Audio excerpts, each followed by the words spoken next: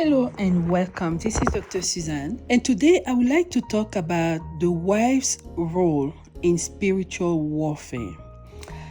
I'm talking about it because if you remember, I had a video talking about the 3-in-1 woman where I talked about the dimensions of the wife, the dimension of the mother, and the dimension of the helper. I would like to go a little bit deeper into this and show you the role of the wife. But I have to bring an important difference between the type of wives. There are two types of wives.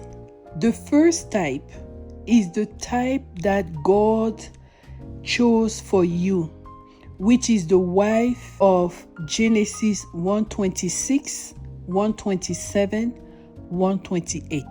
Why do I say that? Let me read those passages. And God said, "Let us make man in our image, after our likeness, and let them have dominion over the fish of the sea, over the fowl of the air, and over the cattle, and over all the earth, and over every creeping thing that creepeth upon the earth." So God created man in his own image. In the image of God created he him. Male and female created he them.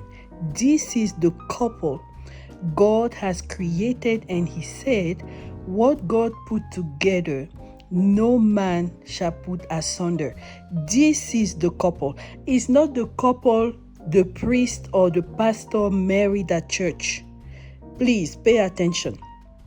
Because to this couple that God put together, he gave a mandate. Listen, Genesis 1:28. And God blessed them, and God said unto them, "Be fruitful and multiply, and replenish the earth, and subdue it, and have dominion over the fish of the sea, over the fowl of the air, and over every living thing that moveth upon the earth." This is the divine mission. When God created them, male and female, he gave them a specific assignment.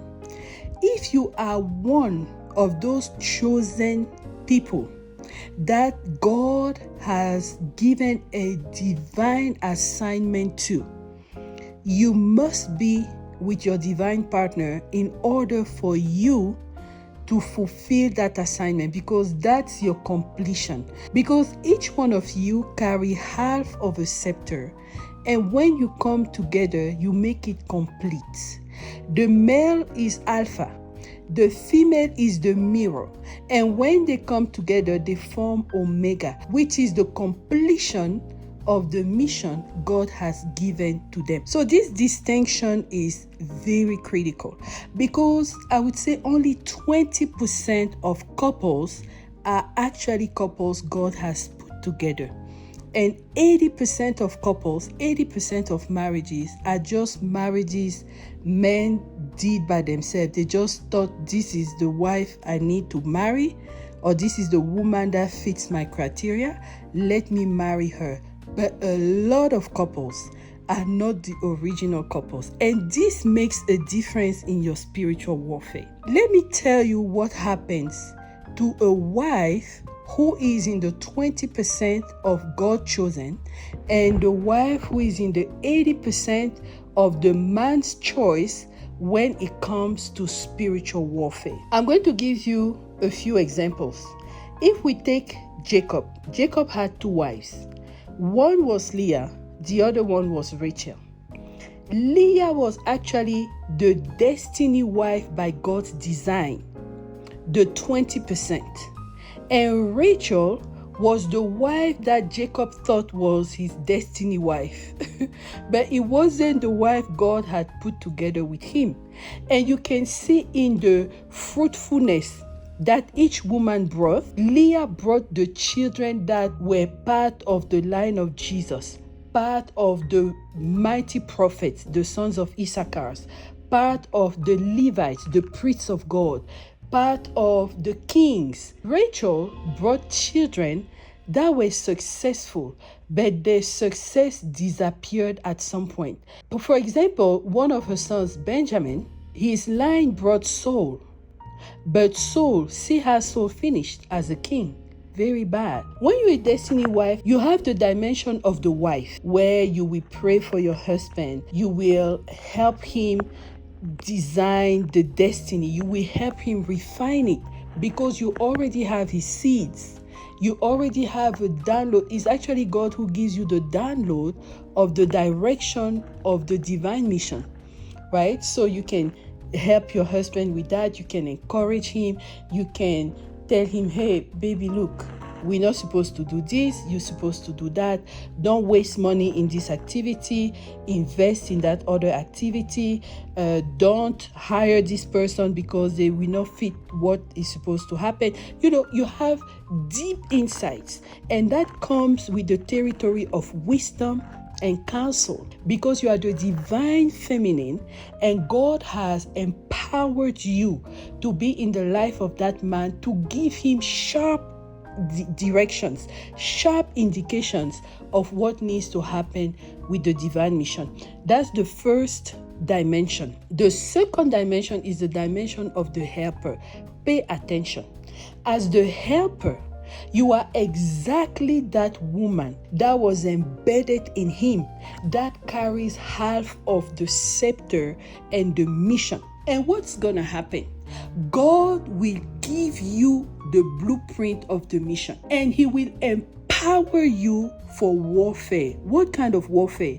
Warfare against the enemies that are coming to destroy the mission. Those are the roaring lions. And I tell you, the outside there, the marketplace is a jungle. It's a place of lions fighting. Now, you have the lions of the tribe of Judah and you have the roaring lions. Sometimes the roaring lions are so powerful that they can actually destroy the lions of the tribe of Judah. It's the wife, the fierce lioness, who has half of the scepter, who comes into the warfare to help her husband in the mission. Okay, let's say, for example, your husband is out there in the marketplace and there are bigger lions than him in terms of age, experience, wealth, influence, authority, whatever. There's always someone higher than you, no matter what, okay? And let's say those people see him and they want to destroy him because they have foreseen what is going to happen in the life. So they come and they attack him. He is there out there fighting. He doesn't tell you anything. Guess what?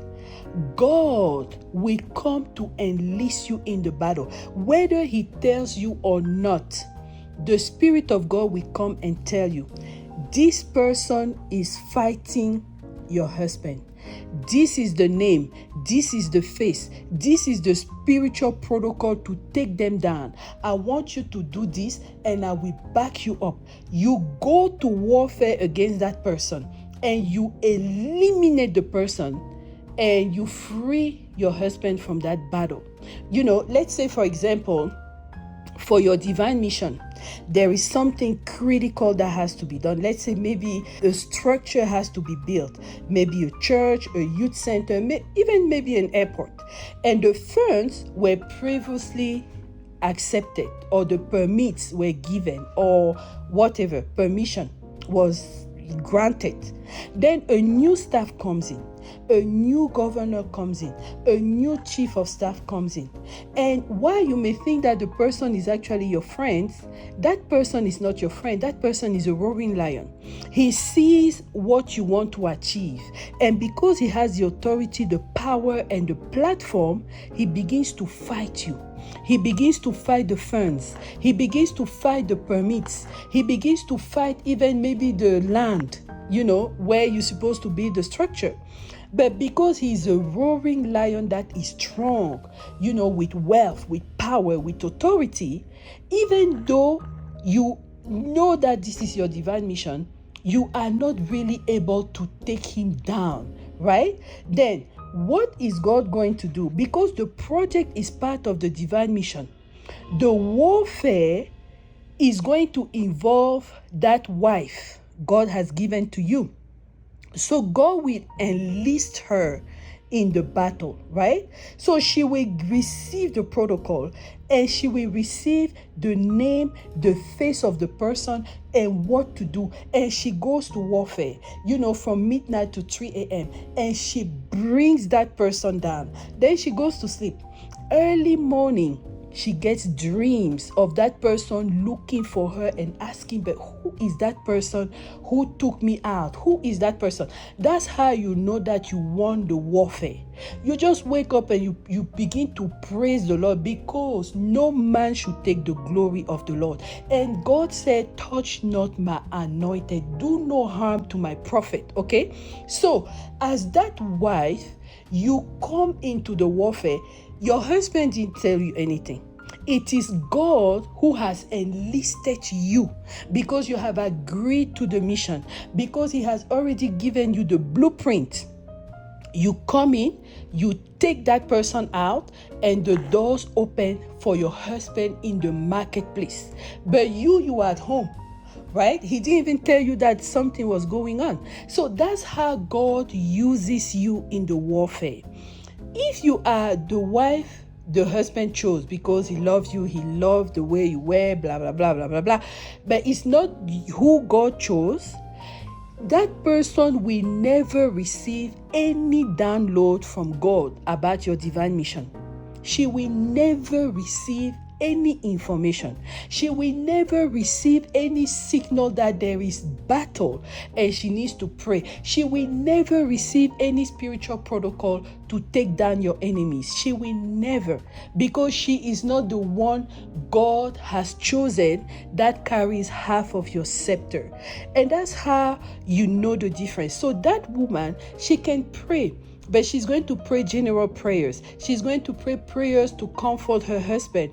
Honey, I'm sorry, blah, blah, blah. But the man is still going to lose the battle.